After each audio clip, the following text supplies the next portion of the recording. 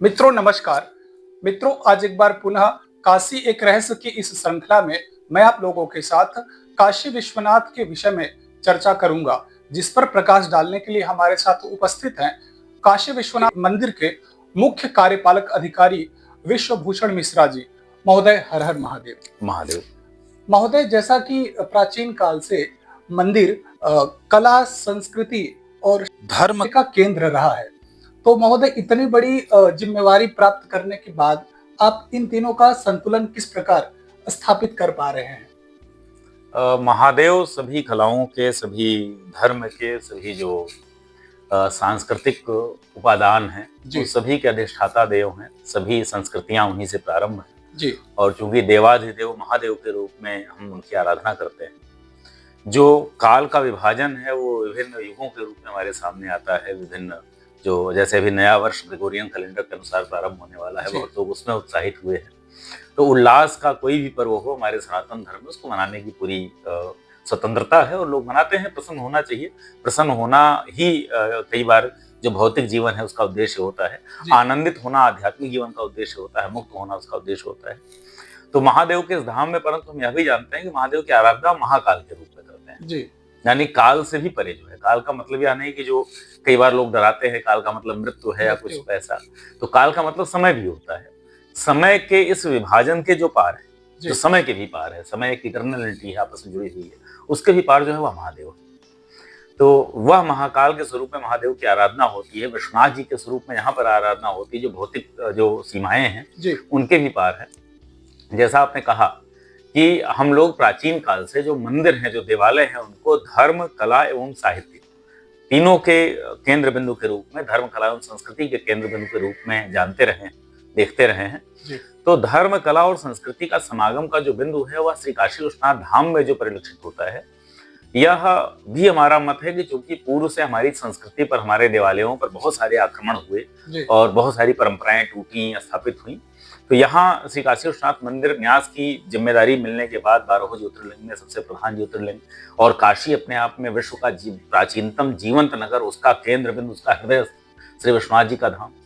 तो यहाँ आने के बाद जो महादेव की प्रेरणा से ही हुआ है, मेरा देखिए बड़ा बहुत विश्वास पूर्वक, बहुत दृढ़ता से मानना यह है कि ना तो मैं कुछ करता हूँ, ना आप कुछ करते हैं, ना कोई और कुछ करता है। बेसिकली यह जो कर्ता भाव है, जो अहम का भाव है, यही एक बंधन है जिसमें आपको लगता है कि इस देह के भीतर मैं कुछ हूं जो इस देह के भीतर नहीं। और जो महादेव की प्रेरणा से जो भाव प्राप्त होते हैं कि महादेव ही आप में भी है, महादेव मुझ में भी है, हम ब्रह्मास्मि, जो कार्य है वह भी महादेव का है जी।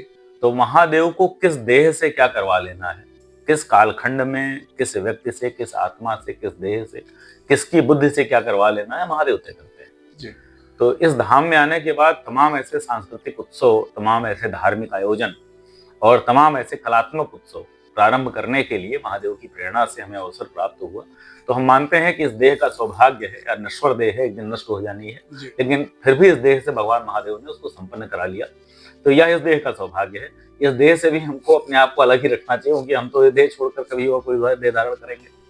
और जो चौथा आयाम है, जो धर्म, कला, साहित्य के अतिरिक्त एक धर्म, कला, संस्कृति के अतिरिक्त जो चौथा एक आयाम है जो महादेव की प्रेरणा से प्राप्त हो रहा है, मुझे लगता है कि धर्म, कला, संस्कृति के अतिरिक्त जो देवालय को संस्कार के भी केंद्र के रूप में स्वयं को विकसित करने की आवश्यकता है।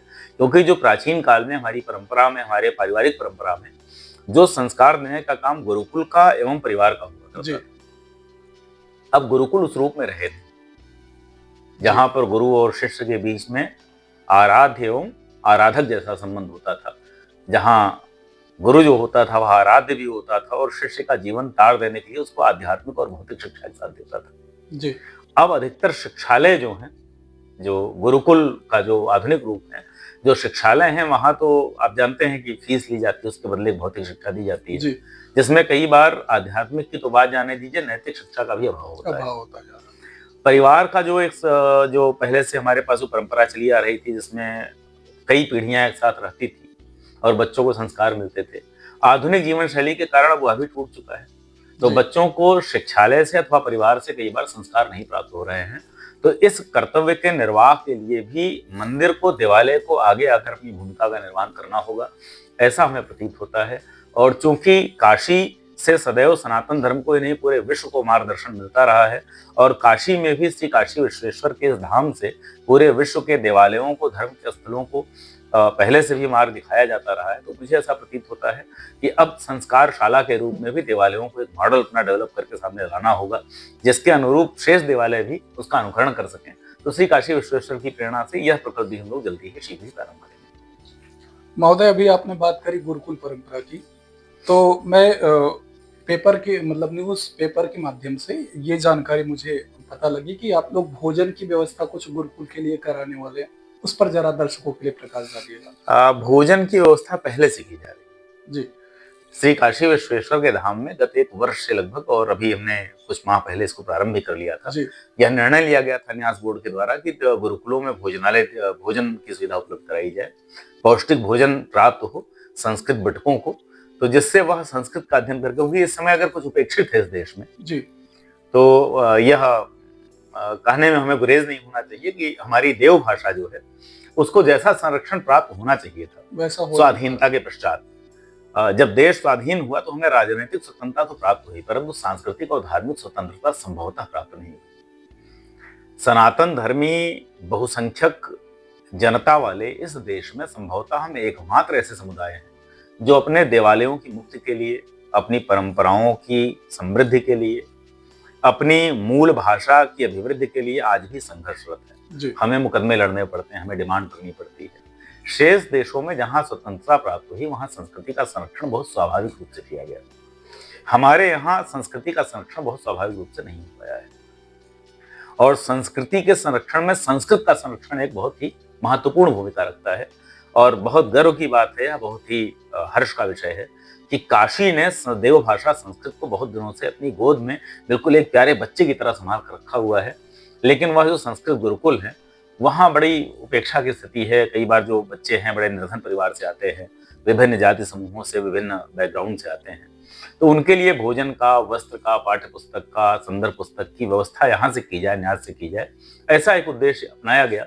और यहाँ जो कार्यपालक समिति के अध्यक्ष आदरणीय मंडलायुक्त वाराणसी महोदय है, अथवा जो उससे भी ऊपर हमारे राजनीतिक नेतृत्व जो लोग देने वाले हैं, या जो प्रशासनिक नेतृत्व हमको देने वाले लोग हैं, या धार्मिक नेतृत्व देने वाले लोग हैं, उनके सामने एक प्रश्न यह भी उठा कि काशी विश्वनाथ मंदिर के अपना गुरुकुल क्यों नहीं होता गुरुकुल की बात पर।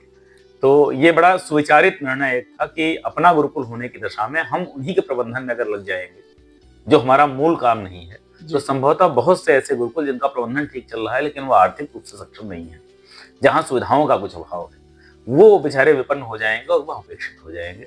तो अच्छा यह है कि जो उपेक्षित हो रहे हैं, जिनके पास कोई सामर्थ्य का अभाव हो रहा है, विश्वेश्वर की कृपा उन तक पहुंचाई है जी। और काशी चूंकि पहले से संस्कृत और संस्कृति दोनों को समृद्ध करने का एक नगर रहा है, तो वहाँ जहाँ जहाँ आवश्यकता है वहाँ ये पॉजिटिव इंटरवेंशन, अफर्मेटिव एक्शन जिसको हम कहते हैं, सकारात्मक अथवा धनात्मक हस्तक्षेप, वह काशी विश्वनाथ मंदिर न्यास ने करने का निर्णय लिया है। और आपको बताते हुए बहुत ही हर्षान्वित की अनुभूति होती है कि न्यास इस कार्य को पिछले लगभग 11 माह से मान लीजिए, और विशेष रूप से भोजन हमने प्रारंभ किया, उसमें भी 5 माह होने जा रहा है।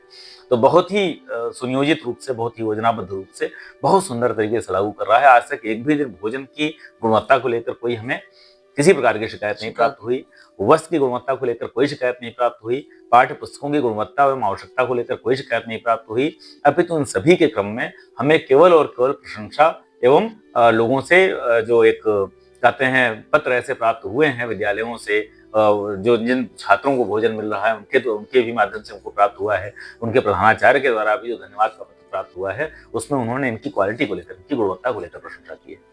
तो जो पूरी टीम काशी विश्वनाथ मंदिर न्यास की तरफ से लगी हुई है, जो गुणवत्ता के मानक का परीक्षण करती है, उसको भी हम धन्यवाद देते हैं। और आपके माध्यम से मैं कहना चाहूंगा कि अभी न्यास ने यह भी निर्णय लिया है कि जो भोजन दिया जा रहा है विशेष करके, क्योंकि डेली मॉनिटरिंग वाला काम है, तो उसके लिए मंडलायुक्त महोदय से इस पर भी विचार किया गया।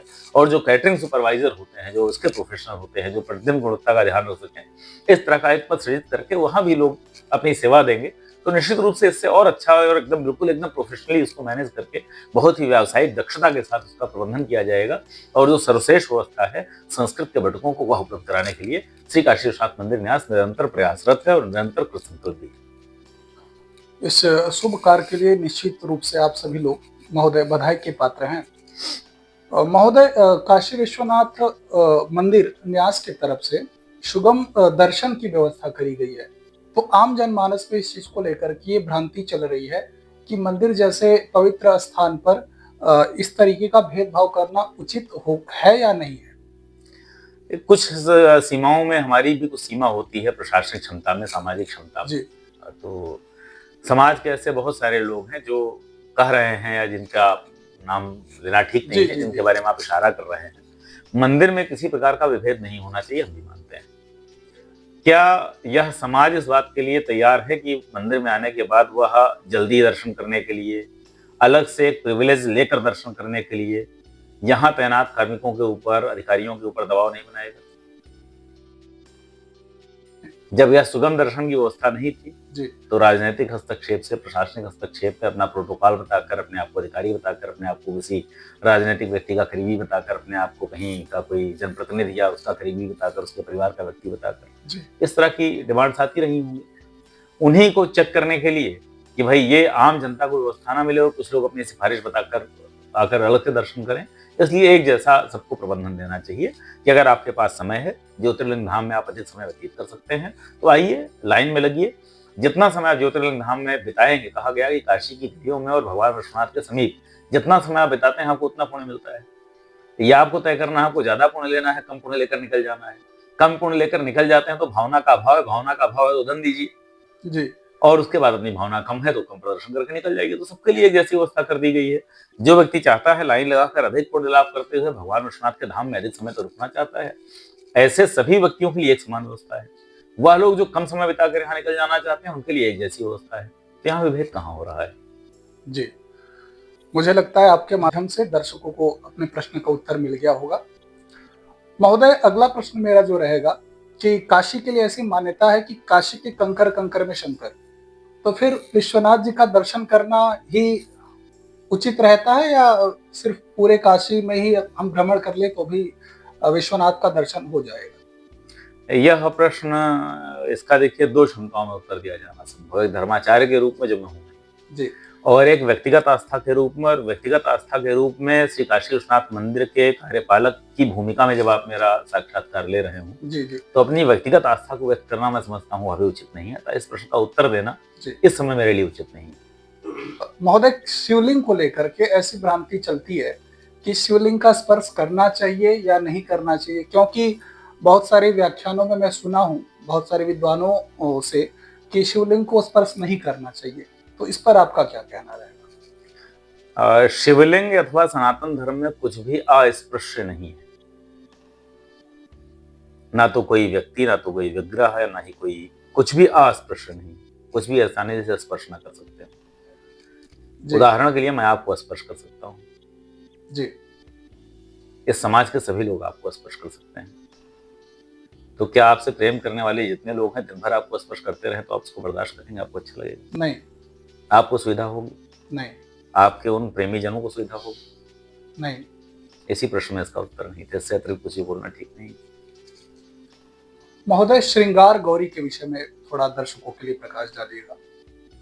श्रृंगार गौरी यहाँ पर जो काशी विश्वनाथ धाम की बात करने से ज्यादा, एक मैं बताऊंगा जो मैंने भी पढ़ा लिखा है, जो जानता हूँ लोगों से पढ़कर। जी। काशी में कुल 9 गौरी की आराधना होती है, अष्ट गौरी और एक प्रधान गौरी। तो उसमें श्रृंगार गौरी भी उनमें से एक गौरी है जिनकी आराधना पहले से होती रही है। जी। और यहाँ जो भगवान विश्वनाथ का जो पूर्व का जो परिसर था, जिसकी एक दीवार आज भी दिखाई देती है, उसमें श्रृंगार गौरी जी का मंदिर उस तरफ स्थित रहा होगा। वहाँ लोग श्रृंगार गौरी की आराधना करते हैं।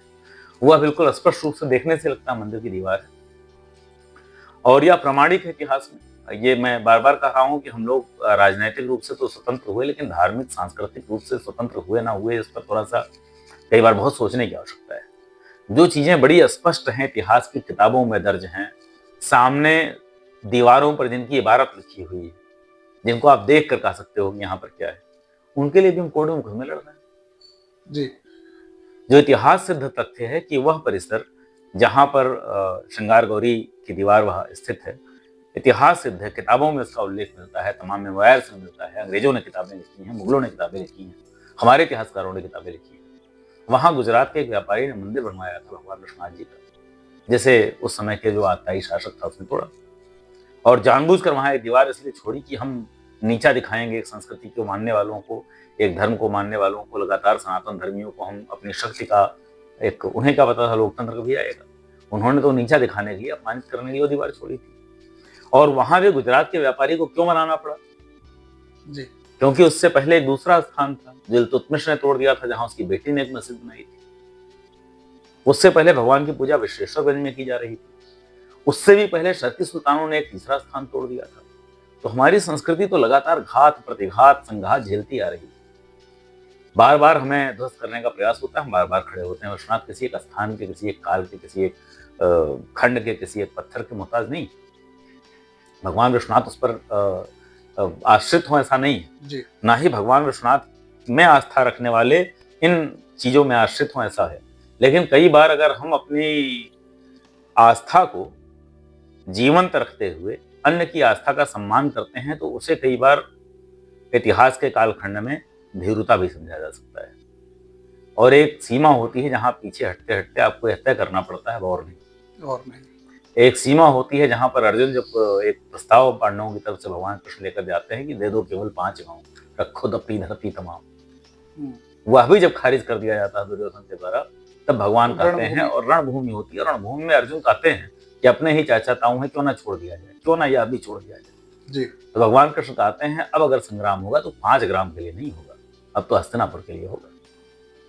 तो यह जो सनातन धर्म की जो हमारी पूरा हमारा एक अतीत चला रहा है, तो हम तो लगातार पीछे होते चले गए अपने देवस्थलों को, सब कुछ। ठीक है, समरसता होनी चाहिए। आज की तारीख में एक समय हुआ करता था, बामियान में बुद्ध की प्रतिमाएं तोड़े जाने की घटना बहुत पुरानी नहीं है। हमने अपनी युवावस्था की तरुणाई में देखा है उसको। इंडोनेशिया से लेकर और वो कंबोडिया तक के जो हमारे अंकोर वाट के मंदिर हैं, ये बड़ी प्राचीन वस्तु नहीं है, आज भी आप देख सकते हैं। तो यह विस्तार तो हमारे सामने था। मेरी जो अगली पुस्तक है ग्लोबल सनातन नाम से आने वाली है, उसमें टर्की में हमारा जो सिंध देवता का मंदिर है, वहां आप देख सकते हैं भगवान सोमनाथ बैठे हुए हैं, नंदीश्वर उनके बगल में है, उनकी सील प्राप्त हुई। मेसोपोटामिया में की जो देवी हैं वह सिंहवाहिनी है। मिस्र के पिरामिड आप उठाकर देखिए और श्री यंत्र हैं, इनके साक्ष्य सारे उस पुस्तक में दिए हुए हैं। भगवान कृष्ण की गीता का उद्घोष, जिसके लिए लोग टाइम लिमिट लगाते हैं कि 52 साल पहले हुआ था, 4000 ईसा पूर्व का रोसेटा स्टोन पर लिखा हुआ है। आप गूगल कर सकते हैं और आपको मिलेगा कि गीता का श्लोक रोसेटा स्टोन पर लिखा हुआ मिस्र के पिरामिड से मिला हुआ है। लास्ट मंकी सिटी हमारे दक्षिण अमेरिका में मिलती है। ओरेगॉन लेक जो नॉर्थ अमेरिका की लेक में श्री यंत्र की मिस्ट्री है, उसके बारे में देखिए। पूरे वैश्विक चिन्ह हमारे हैं। लेकिन फिर भी अगर निकट इतिहास की बात करूं तो मात्र 300-400 वर्ष के पुराने इतिहास में, 3-4 शताब्दियों के इतिहास में अफगानिस्तान से लेकर इंडोनेशिया, मलेशिया तक फैला हुआ सनातन साम्राज्य आज अपने 1/3 भूभाग में शेष बचा है। और वहां भी सीमाओं पर निरंतर प्रकारांतर से गतिविधियां चलाकर इस राष्ट्र को, इस सभ्यता को, इस संस्कृति को पुनः और कमजोर करने का और सीमित करने का प्रयास किया जा रहा है। तो वह 5 ग्राम से हस्तिनापुर तक के संघर्ष की जो अवस्था है, जो संदेश है, जो भगवान कृष्ण के आशीर्वाद से हमें प्राप्त होता है, और ये विचार सदैव नहीं आते। महादेव के इस धाम में बैठने के बाद निरंतर अपना सामान्य दिनचर्या निभाते हुए, आपसे बात करते हुए, मैं कोई तैयारी कर नहीं आया हूँ जी।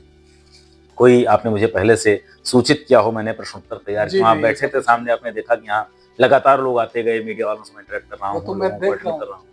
इतनी बस दिनचर्या में अगर यह विचार आपके सामने निकल रहे हो तो महादेव कुमारी, महादेव की प्रेरणा से निकल रहा है। तो महादेव, अब संस्कृतियां करवट लेती हैं, बदलती हैं। देखिए बहुत कुछ हो रहा है, बहुत सारी चीजें एक साथ हो रही हैं। अभी मैं सोशल मीडिया पर कहीं देख रहा था कि जैसलमेर में अचानक एक ट्यूबवेल की बोरिंग करते समय ऐसी पानी की धार फूटी है उस सूखे प्रदेश में कि चारों तरफ पूरा जल ही जल हो जा रहा है। आप जानते हैं जैसलमेर का जो स्थान है, वो जो हमारी प्राचीन सरस्वती नदी हुआ करती थी, जो लुप्त हो गई कलयुग में, जिनका महाभारत में वर्णन है, यजुर्वेद में वर्णन है, जिनका ब्रह्मा जी के ब्रह्म वैवर्त पुराण में वर्णन है, जो घर घर का कुंड है वो सरस्वती तट पर हुआ करता था, गर्भ शोध तीर्थ सरस्वती तट पर हुआ करता था। तो वह सरस्वती नदी का प्रवाह जो था जैसलमेर होता है। सरस्वती नदी सूख गई, जैसलमेर रेगिस्तान का केंद्र बिंदु हो गया। और देखिए उस जैसलमेर में अगर धरती इतना सीना फाड़ के पानी दे रही है जरा से अंतर पर, खेत के खेत लबालब भरे जा रहे हैं, तो ये संस्कृति नहीं, प्रकृति भी करवट ले रही है, और यह करवट सुखद है।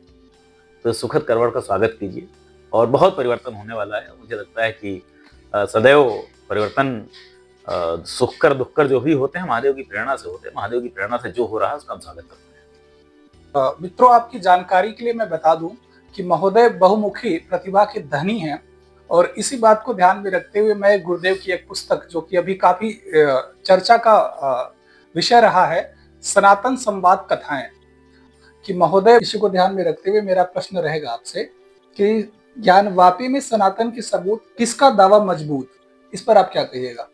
प्रकरण ऑलरेडी सर्वोच्च न्यायालय में चल रहा है जी। और जैसा मैंने कहा कि चूंकि मैं यहाँ श्री काशी विश्वनाथ मंदिर न्यास का मुख्य कार्यपालक अधिकारी हूँ, तो हमने तो आधिकारिक रूप से सर्वोच्च न्यायालय में अपना हलफनामा दायर किया कि हमारे सबूत ज्यादा है। जी। सारे प्रमाण दिखाई देते हैं। श्रृंगार गौरी की वह दीवार चीख चीख कर कहती है कि परिसर हमारा है। जी। परिसर सनातन आस्था का केंद्र है। और अगर आप कानून की बात करिए, आस्थाओं की बात करिए, धर्म की बात करिए, तो भारतवर्ष में तो पश्चिम दिशा की तरफ मुंह करके ही इस्लामिक प्रेयर की जाती है, नमाज पढ़ी जाती है। जी।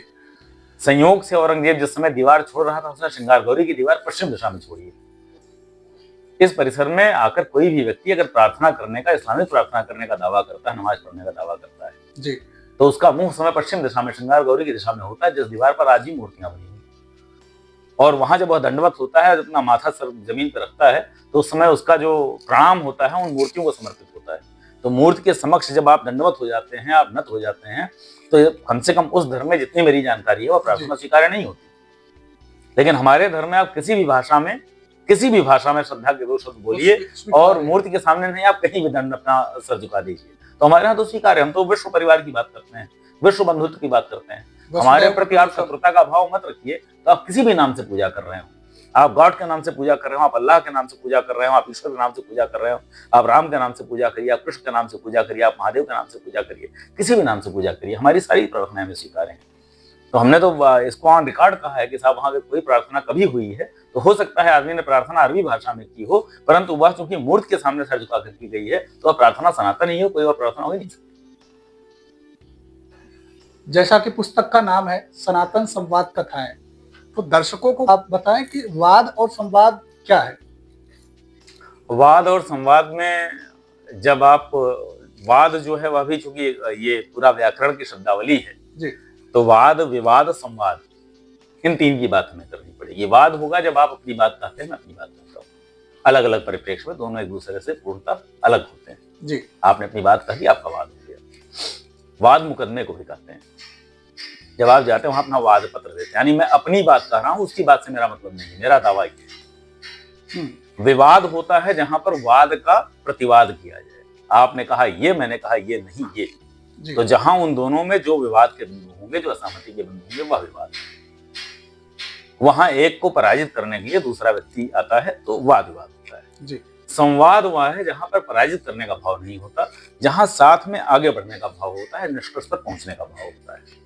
तो सनातन सदैव संवाद में विश्वास करता है।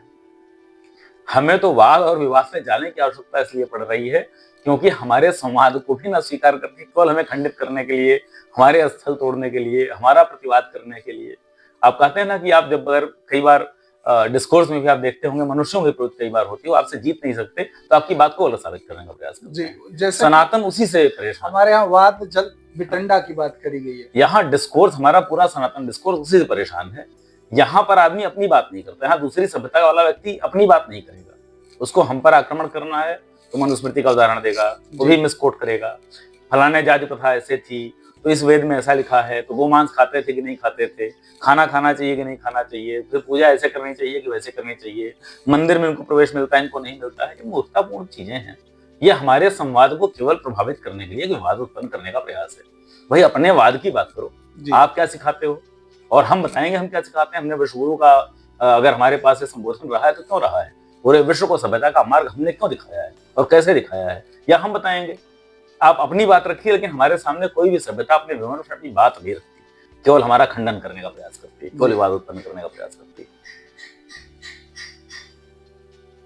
महोदय, जहां तक मुझे जानकारी प्राप्त हुई है कि जो आपकी सनातन संवाद कथाएं पुस्तक है, उसका पूर्ण रूप से जो है कि समापन काशी में ही हुआ था, तो इसको लेकर के क्या रहस्य रहा गुरुदेव? क्योंकि 9 साल से उस पुस्तक पर आप काम कर रहे थे और बाबा के नगरी में ही उस पुस्तक का समापन हुआ, इस पर क्या कहिएगा आप? संयोग है, महादेव जिस देश से जिस काल में जब जो चाहते हैं वो करवा लेते हैं, पूरा करवा लेते हैं। तो मेरा मानना है महादेव की कृपा है, महादेव यही चाहते थे, साथ यहाँ पर पूरा हुआ। काशी में आपका अनुभव कैसा रहा? काशी प्रकाश का ही एक दूसरा नाम है। कहते हैं कि सनातन धर्म में जो ज्ञान है वो 3 जगह प्रस्फुटित या 3 उसके जो चरण होते हैं, हालांकि वो भी एक कोड है, उसमें अलग अलग उसके अर्थ होते हैं, लेकिन उसमें अगर नगर के रूप में देखा जाए तो कांची, काशी, कश्मीर 3 की बात होती है। तो मैं कांची गया नहीं, कश्मीर गया नहीं, काशी में बैठा हूँ और मुझे लगता है वास्तव में बुद्धि प्रदीप्त हो रही है। यही हमारा केंद्र बिंदु है, हमारी सभ्यता का भी केंद्र बिंदु अगर कहीं है तो काशी में है। ऐसा ही प्रतीति आती है। महादेव यह विचार देते हैं, शब्द देते हैं, उन्हीं की कृपा से हम बोल रहे हैं जी, और उन्हीं की वाणी मुझे लगता है कि हम बोल रहे हैं, तो ठीक है, काशी का प्रभाव निश्चित रूप से। महादेव का महोदय 3 नंबर से क्या संबंध रहा? क्योंकि मैं देखता हूँ त्रिपुंड हो या फिर त्रिनेत्र हो, त्रिशूल हो, अभी बाबा के परिसर में जो मंदिर है उसका गुंबद भी 3 ही है, तो इसको लेकर के आप क्या कहिएगा? काशी का कोड है, मैं पहले भी 1-2 वार्ता में बोल चुका हूँ इस बारे में, तो आपके माध्यम से अगर कहने का अवसर मिल रहा है तो ये पूरा योगेश्वर की अवस्था है, भगवान विश्वनाथ की जो अवस्था है। तो काशी के पूरे कोड में सर्वत्र 3 का आपको दिखेगा प्रभाव। महादेव केवल 3 के देव नहीं, महादेव के तो बहुत सारे कोड हैं, काशी का कोड 3 है। महादेव अनंत हैं जी, उनकी सीमाओं में काशी नगर में जो कोड दिया गया है, जो भक्तों को संदेश दिया गया है, वो 3 के अंक से दिया गया है। यहाँ पर जो स्कंद पुराण में उल्लिखित है उसमें महर्षि जाबाली को उद्धृत करते हुए कहा गया कि काशी में असी नदी ही इड़ा नाड़ी है, वरुणा नदी पिंगला नाड़ी है और काशी सुषुम्ना है। यह तीनों वाराणसी नामक देह में स्थित है। अब इस कोड से लीजिए कि व्यक्ति को वास्तव में काशी में वास करना है, इसका मतलब उसको इड़ा पिंगला पर अपना कंट्रोल करते हुए, यौगिक सिद्धियां प्राप्त करते हुए सुषुम्ना सिद्ध कर लेनी है। जो सुषुम्ना में स्थित हो गया वह काशी में स्थित है। आपकी देह में जब सुषुम्ना नाड़ी चालू हो जाएगी, वह प्रारंभ रहेगी, यौगिक क्रिया की आप उस अवस्था में पहुंचेंगे, योगाभ्यास के आप उस स्तर पर पहुंचेंगे, तब आप काशी में स्थित होंगे। और फिर बाद में कहा गया काशी में जो स्थित होगा, काशी में जो यह देह त्याग करेगा उसे मोक्ष प्राप्त होगा। तो यहाँ आपको योग की प्रेरणा मिल रही है। फिर यह जो इड़ा पिंगला सुषुम्ना है वही शिव के अलग अलग रूपों में काशी में त्रिपुंड की परंपरा है जी। काशी में आप देखेंगे भगवान शिव का त्रिशूल जगह जगह बना हुआ है, 3 शिखर आपने स्वयं बताया। काशी में भगवान को बेलपत्र 3 चढ़ता है, जिसमें 3 पत्ते होते हैं, बीच में पत्ता बाहर निकला होता है।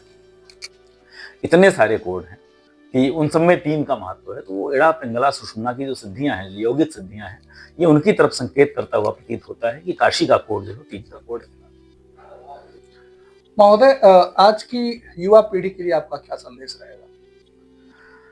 मेरा संदेश युवा पीढ़ी के लिए, मुझे नहीं लगता मैं कोई ऐसा संदेश वाहक हूँ, कोई संदेश दूं अलग से, लेकिन महादेव की आराधना करिए, महादेव रास्ता दिखाएंगे। काशी में, भगवान विश्वनाथ में, भगवान महादेव में, सनातन धर्म में अपनी आस्था को बनाए रखें और निश्चित रूप से बड़ा सुविचारित निर्णय लें। विश्व के तमाम जो आध्यात्मिक, तो एक अलग गंभीर शब्द हो गया, जो धार्मिक पंथ हैं उनमें आप जाइएगा तो लगभग सब, प्रत्येक धार्मिक पंथ में यह एक उनका कोई धर्मदृष्टा होता है, कोई धर्म प्रवर्तक होता है।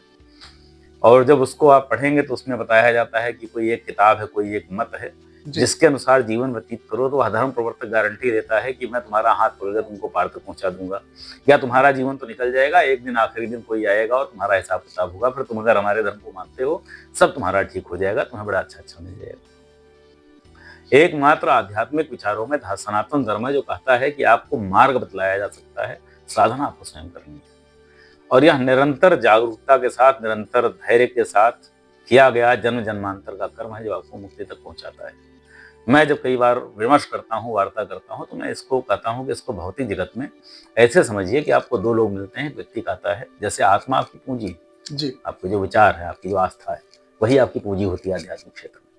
तो एक आपसे कह रहा है कि अपनी पूरी आस्था मेरे अंदर रख दो, मेरे पास रख दो, तुम्हारी मुक्ति का मार्ग मैं बताऊंगा, मैं तुम्हारी मुक्ति गारंटी लेता हूँ। दूसरा कहता है कि अपनी आस्था का मार्ग तुम्हें स्वयं तय करना है जी, अपनी आस्था का प्रयोग अपने विवेक के अनुसार करते रहो, मैं तुम्हें मार्ग बता रहा हूँ और तुम्हें जन्म जन्मांतर की यात्रा के बाद मुक्ति प्राप्त होगी। बिल्कुल भौतिक जगत में समझ लीजिए कि एक व्यक्ति आपसे मिलता है, कहता है अपनी सारी पूंजी मुझे दे दो जी, रेस्ट अश्योर्ड। दूसरा कहता है भाई अपनी पूंजी का अपने विवेक के अनुसार प्रयोग करो, रास्ता मैं बता दे रहा हूँ कि व्यापार के कौन से जोखिम होते हैं, कौन से फायदे होते हैं, कौन से नुकसान होते हैं। एक दिन में कुछ नहीं होगा, प्रतिदिन जब आप कर्म करते रहेंगे तो लंबे समय में आपको निश्चित रूप से वेल्थ प्राप्त होगी, आपको संपत्ति प्राप्त होगी। भौतिक जगत के इस दृष्टांत की तुलना आप आध्यात्मिक जगत में जब करते हैं तो दूसरा वाला जो है वह सनातन मार्ग है, और पहला वाला जो है वो विभिन्न नामों से बताए जाने वाले अनेक मार्ग हैं जो आपकी आस्था के रूप में आपकी समस्त आध्यात्मिक पूंजी को कहते हैं दे दो फिर तुम्हारी गारंटी है। लेकिन यह कहने वाले लोग भौतिक जगत में आपके साथ क्या करते हैं आपको मालूम है जी। तो आध्यात्मिक जगत तो उससे भी ज्यादा प्रधान हो, तो कई जन्मों का होता है। तो वहां व्यक्ति को निर्णय स्वयं देना, और निर्णय की स्वतंत्रता सदैव जीवात्मा के पास होती है, अपना मार्ग चुनने की, अपना मार्ग नियत करने की। आप कहाँ खड़े हैं तो आपके कई जन्मों के कर्मों का परिणाम है।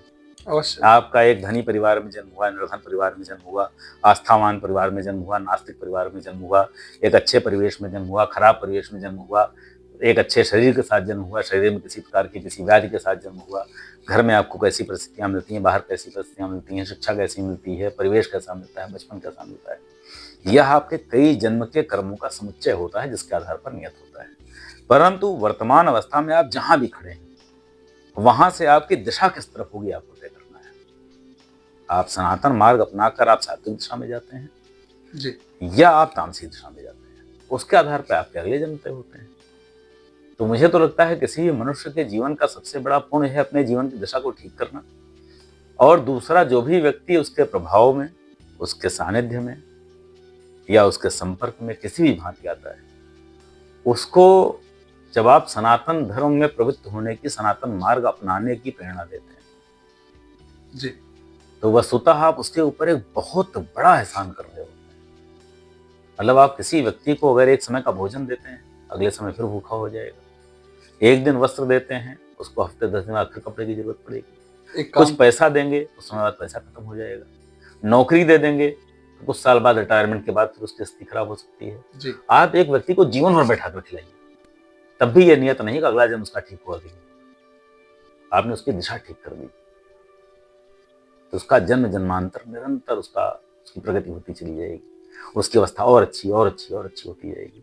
इस बार वो निर्धन सनातन परिवार में जन्मा है, निर्धर असनातन परिवार में जन्मा है, विधर्मी परिवार में जन्मा है, आपने सनातन दिशा दे दी, अगली बार अच्छे परिवेश में, सात्विक परिवेश में जन्म होगा।